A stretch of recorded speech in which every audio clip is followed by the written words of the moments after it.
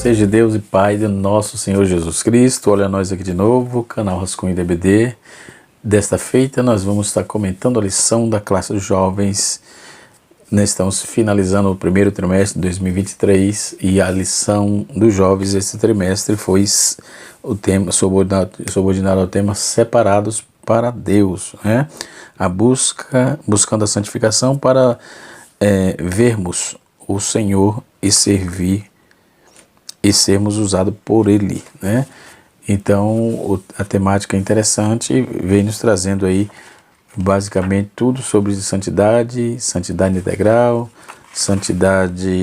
a santificação é o caminho que leva à eternidade, o pecado sob a perspectiva de um Deus santo, o temor a Deus e o caminho da santificação, a santificação e a palavra de Deus, liberto para viver em santidades, mortos para o pecado, mas ainda lutando contra ele, santidade de dentro para fora, né? E também o ensino de Jesus, sobre santificação no Sermão do Monte, a santidade é a marca do crente, arrependimento, perdão e santificação, santidade integral e uma vida cheia do Espírito Santo. E por último, a lição que vamos estudar agora é a lição de número 13, que tem como título As Bênçãos de uma Vida Santificada. Glória a Deus, as bênçãos de uma vida santificada. Separei aqui alguns temas interessantes para tratarmos, né? E assim sucessivamente. Mas lembrando que o texto bíblico está em Romanos capítulo 5, versículo de 1 a 11, né? Que o comentarista coloco aqui, e o texto diz assim: sendo, pois, justificado pela fé, temos paz com Deus por nosso Senhor e Salvador Jesus Cristo, pelo qual também temos entrada pela fé a esta graça, na qual estamos firmes e nos gloriamos na presença da glória de Deus. E não somente isto, mas também nos gloriamos nas tribulações, sabemos que a tribulação produz a paciência, né? E a paciência, a experiência, e a experiência, a esperança. A esperança não traz confusão, porquanto o amor de Deus está derramado em nosso coração pelo Espírito Santo que nos foi dado. Porque Cristo, estando nós ainda fracos, morreu em seu lugar, em seu tempo pelos ímpios, porque apenas alguém morrerá por um justo, pois poderá ser pelo bom alguém que ouse morrer. Mas Deus prova o seu amor para conosco, em que Cristo morreu por nós, sendo nós ainda pecadores. Logo muito mais, sendo justificado pelo seu sangue, seremos por ele salvos da ira. Porque se nós, sendo inimigos, somos reconciliados com Deus pela morte do seu Filho, muito mais, estando já reconciliados, seremos salvos pela sua vida. Não somente isto, mas também nós gloriamos em Deus, nosso Senhor Jesus Cristo, pelo qual agora alcançamos a reconciliação. Bendito seja Deus para todos sempre. Então, Paulo vai fazer a tratativa em Romanos, não é?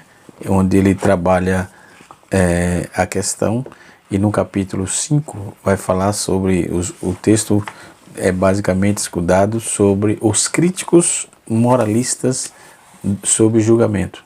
Os críticos moralistas sobre julgamento, né?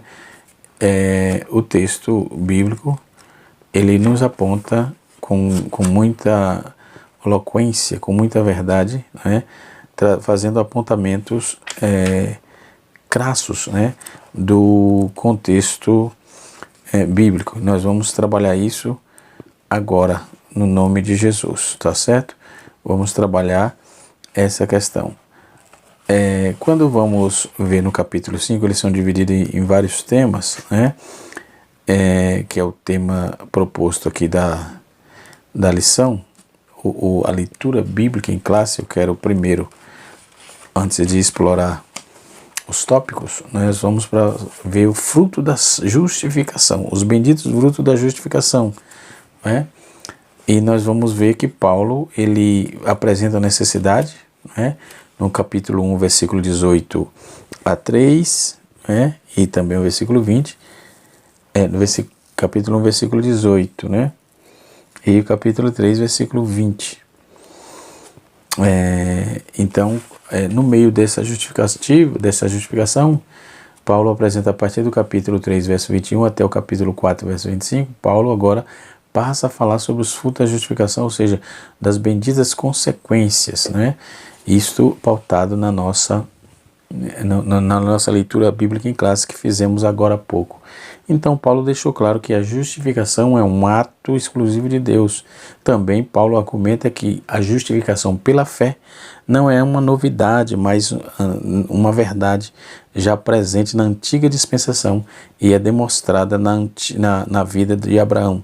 Então, o progenitor da nação de Israel, pai de todos os que creem, né?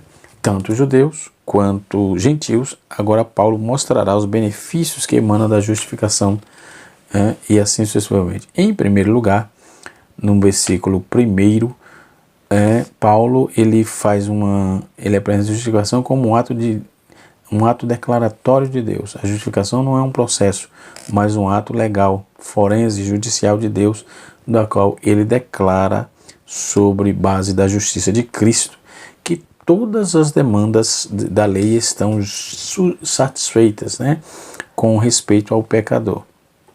Portanto, a justificação não é algo que Deus fez em nós, mas por nós. A justificação não é o que Deus fez por nós, mas por nós.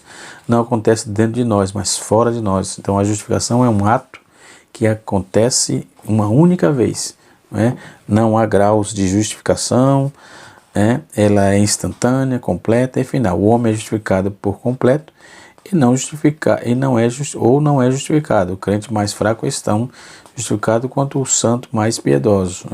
Pela justificação que temos, somos redimidos, somos remidos, no caso, sob pena dessa questão do pecado. Ele nos redimiu. O crente, pela justificação, somos redimidos da pena do pecado. Tivemos os pecados perdoados, recebemos o favor de Deus, e pela justificação todos os nossos pecados, presentes, passado e futuro, já foram perdoados. Em segundo lugar, a justificação é recebida pela fé. Capítulo 5, verso 1, o sacrifício perfeito de Cristo. A fé é um instrumento de apropriação dos benefícios da cruz. A fé é a mão estendida de um mendigo a tomar posse de presente de um rei. A fé é o casual instrumento e não a causa majoritária da justificação. A fé não expia culpa e nem remove castigo. É apenas um instrumento de apropriação dos benefícios da redenção. Em terceiro lugar, observemos que a justificação é por intermédio de Cristo.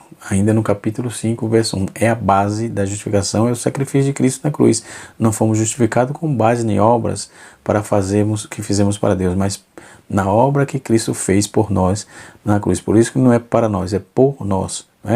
Não somente justificado pelos méritos humanos, mas pelos méritos de Cristo. E a morte expiatória de Cristo é a causa fundamental da justificação, certo? Enquanto a fé é a causa instrumental, enquanto a morte expiatória de Cristo é a causa fundamental, e a justificação e a fé é a causa instrumental. Então isso é importante notar e deixar bem destacado nessa lição. Tendo lançado as bases da doutrina, analisaremos aí as bênçãos da justificação pela fé, ou da justificação que traduz aí em santificação. Primeiro, temos paz com Deus. A paz com Deus é uma bênção ligada trata-se de algo que já aconteceu. No tópico da lição, é o primeiro tópico que é apresentado aqui, tá certo? Primeiro tópico, as bênçãos da paz com Deus. Graça e paz com Deus. O ímpio não tem paz porque vive na prática do pecado. Já as pessoas justificadas por Cristo, cujos seus pecados não lhes são mais imputados, desfruta de paz, mesmo em tempos difíceis. Esta reconciliação traz paz com Deus, pois o castigo ao qual estávamos condenados foi imputado sobre Jesus. Então, o sacrifício de Jesus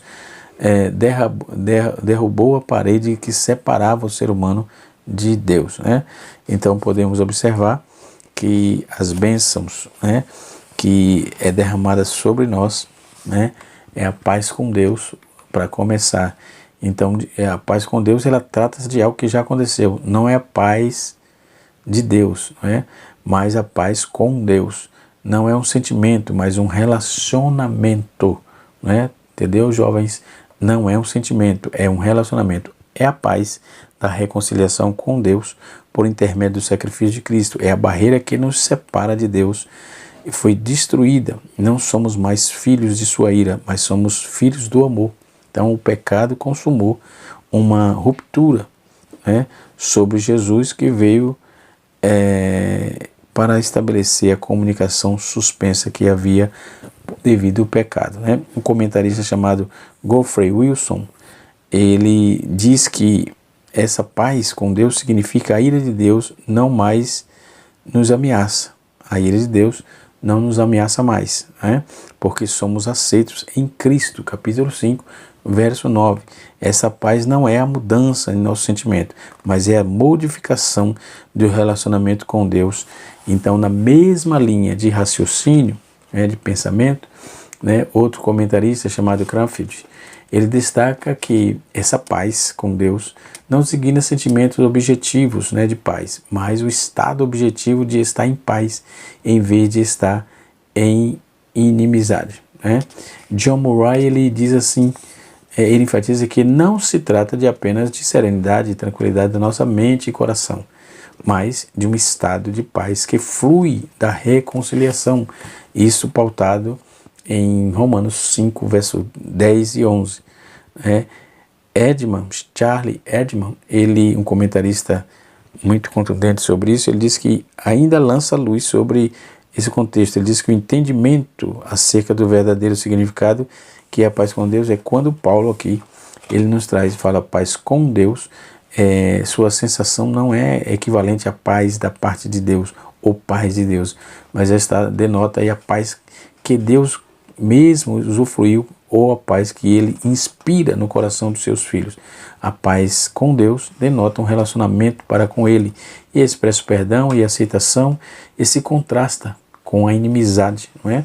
Isto é, a paz com Deus é Deus sentindo paz devido nós transmitindo aquilo que sentimos. Deus sente isso, que aquilo que sentimos devido ao nosso pecado ter sido perdoado e agora temos paz com Deus, né? Então ela assinala uma posição que outrora estavam debaixo da condenação, mas agora goza da plena medida do divino perdão e do favor de Deus, né? Então todas as religiões que se esforçam para reconciliar o homem com Deus em paz com tudo, mas não é o fruto do esforço que o homem faz, mas do sacrifício de Cristo fez, né? Pela morte de Cristo fomos reconciliados com Deus, não somos mais réus, nem inimigos, né? Agora temos paz com Deus. No capítulo 5, verso 2, nós ainda as bênçãos da santificação ou justificação, da santificação que estamos estudando, é o acesso à graça. Antes não tínhamos esse direito. Então, se a paz de Deus é uma bênção passada, consumada no ato da justificação, ao acesso à graça da justificação é um privilégio presente e contínuo.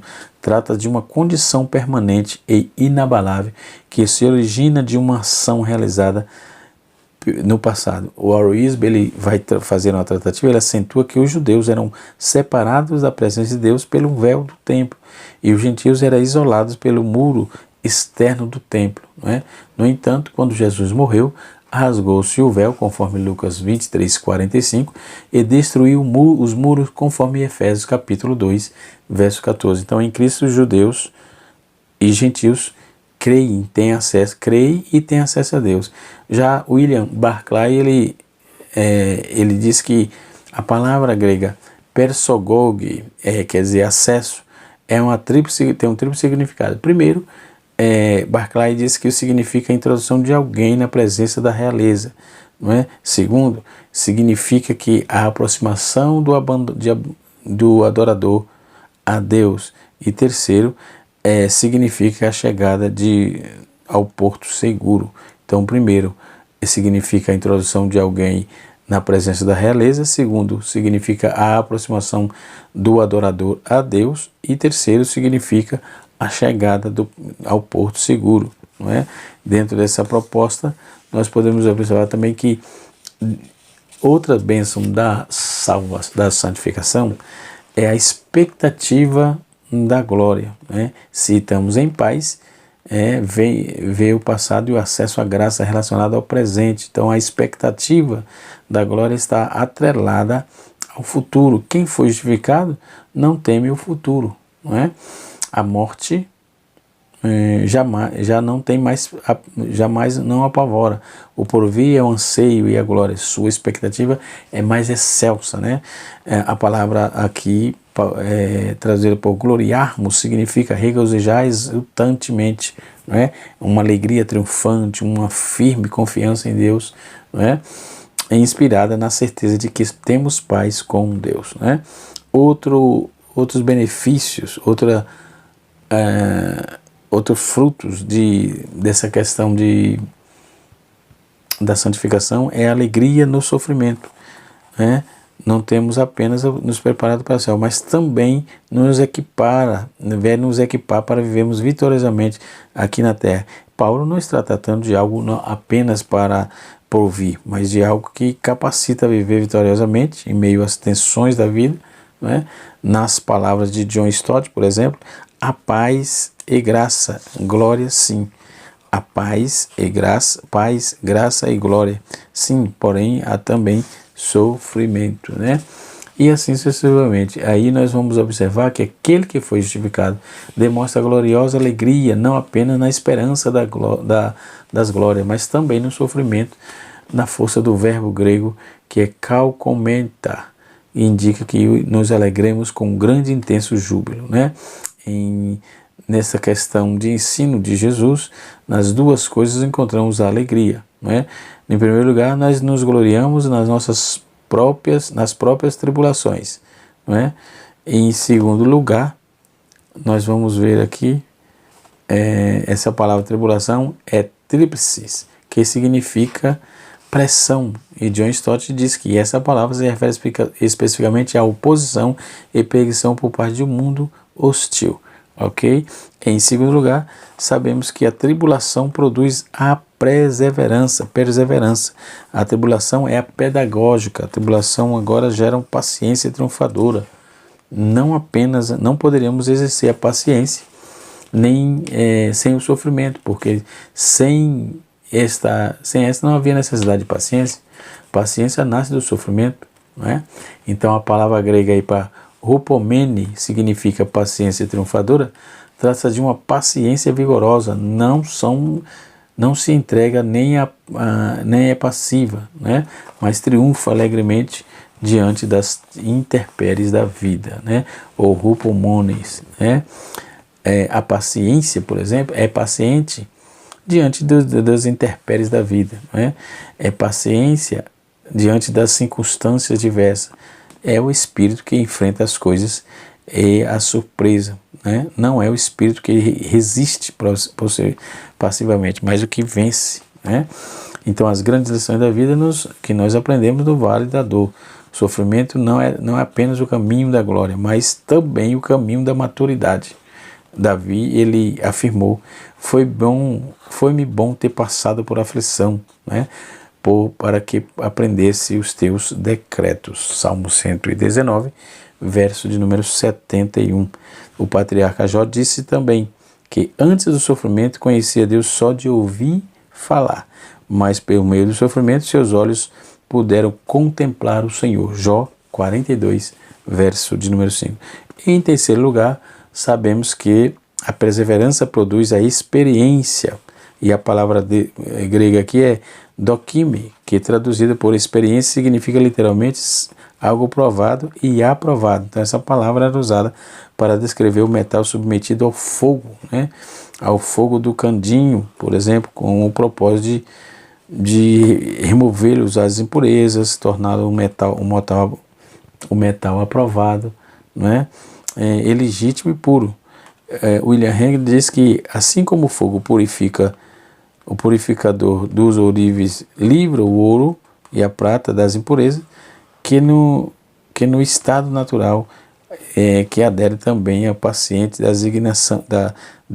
resignação, a perseverança dos filhos de Deus os purifica. Então a palavra aqui é dorime, que portanto significa caráter aprovado e provado e aprovado. É o que está escrito no texto. Em quarto lugar, sabemos que a experiência produz a esperança.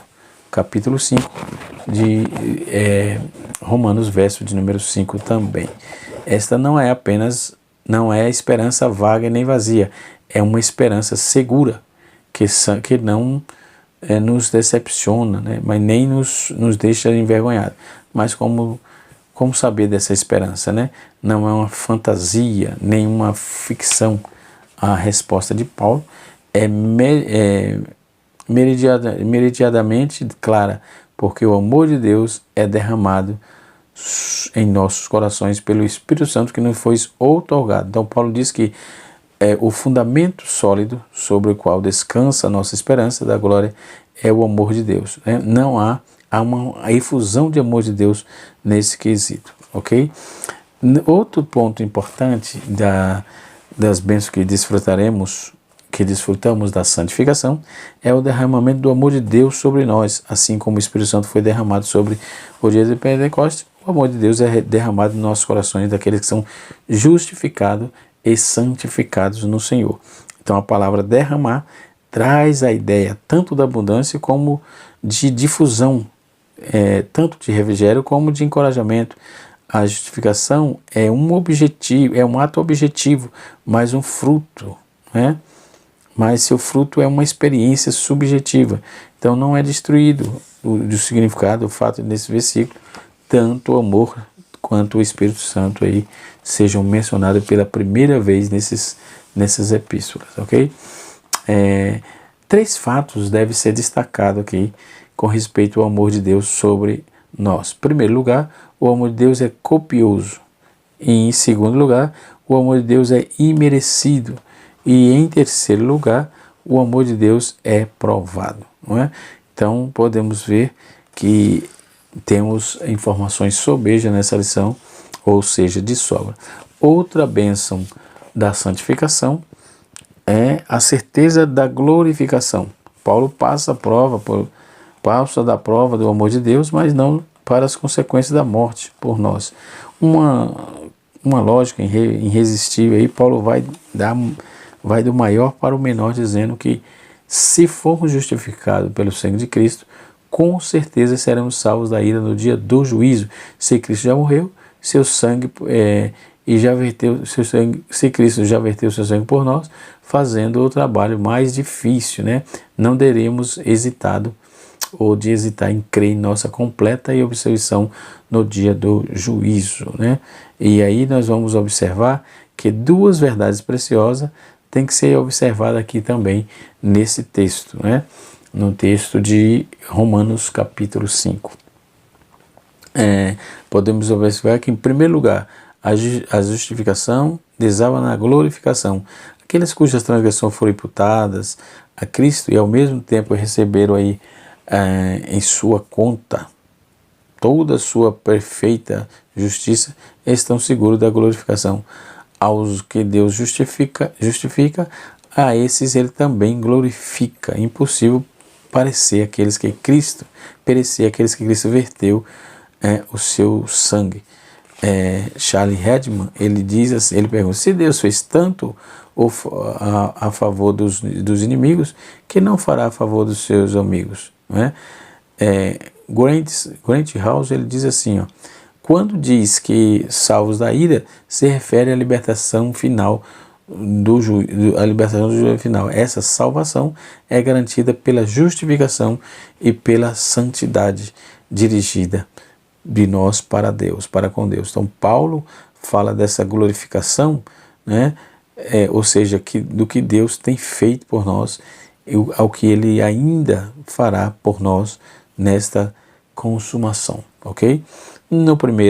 No segundo lugar, a reconciliação implica numa relação estrita permanente comunhão com Deus, né? Aí nós podemos observar que a alegria, outro ponto importante, é a alegria em Deus, né? Paulo também é a bênção da santificação. Então Paulo já havia falado que devemos nos gloriar na esperança da glória de Deus, né? Em nossas tribulações. Agora Paulo diz que devemos nos gloriar também em Deus, né? O céu deve encher-nos de entusiasmo, expectativa, de glória, da glória que deve encher o nosso peito de doçura.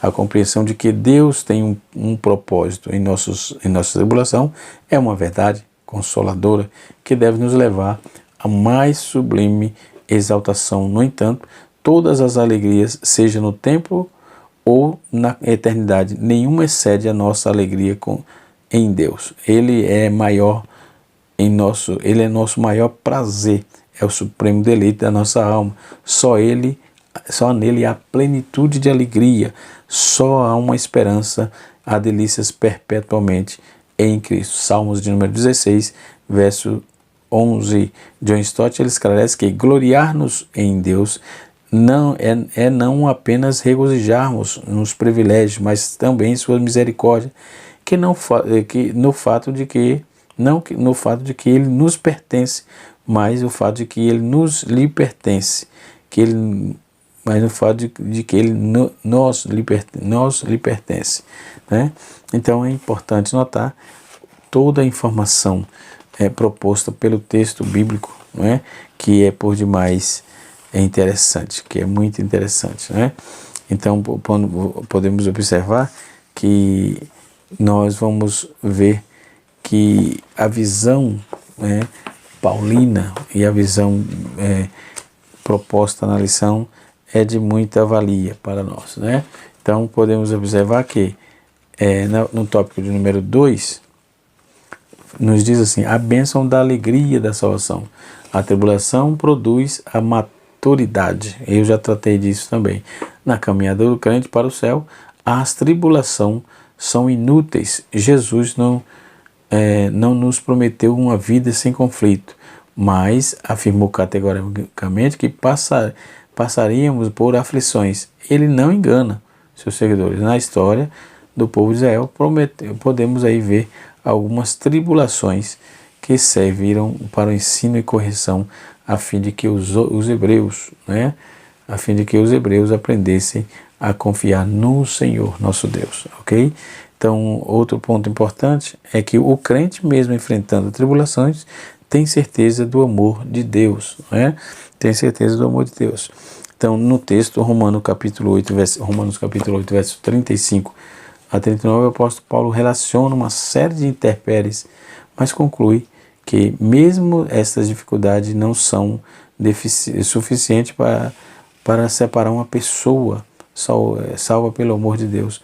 Quanto a exemplos existem na Bíblia, pessoas que renunciam de tudo no valor, inclusive da própria vida, transgredida pelo amor de Deus, constrangida pelo amor de Deus. Aí basta ter vamos ver Hebreu 11, né?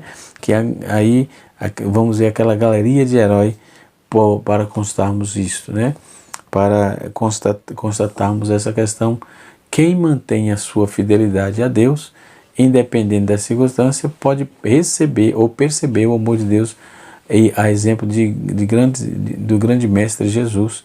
Ele no Getsemane, sentido do cálice, por exemplo, a ser tomado, questiona esse abandono, mas se submete à vontade de Deus por saber que tudo que era por amor, inclusive a sua morte. Então o amor de Deus é provado na morte vicária de Cristo, né? E no terceiro tópico, para finalizar, as bênçãos da salvação e santificação final. Salvação é a grande satisfação de ao saber que tivemos o privilégio, né, de experimentar a justificação mediante a fé em Cristo Jesus, né? A salvação é mantida pela santificação. Paulo demonstra aí com gratidão pela mudança que o encontro com Cristo provocou em sua vida. A mudança de vida que ele deu a ele, convicções básicas para continuar na fé. Bendito seja o nome do Senhor. A salvação futura e glorificação que será obtida com a santificação final. Então, Paulo desejava que todas as pessoas tivessem a mesma paz, a mesma certeza e que tinha aí da salvação. Ele não se arrependeu do que havia feito e tudo que havia deixado para trás a fim de seguir a Cristo. O apóstolo tinha por certo que a obra de Deus na vida não havia acabado, né? E que continuaria sendo aí aperfeiçoada até a vinda de Jesus, né?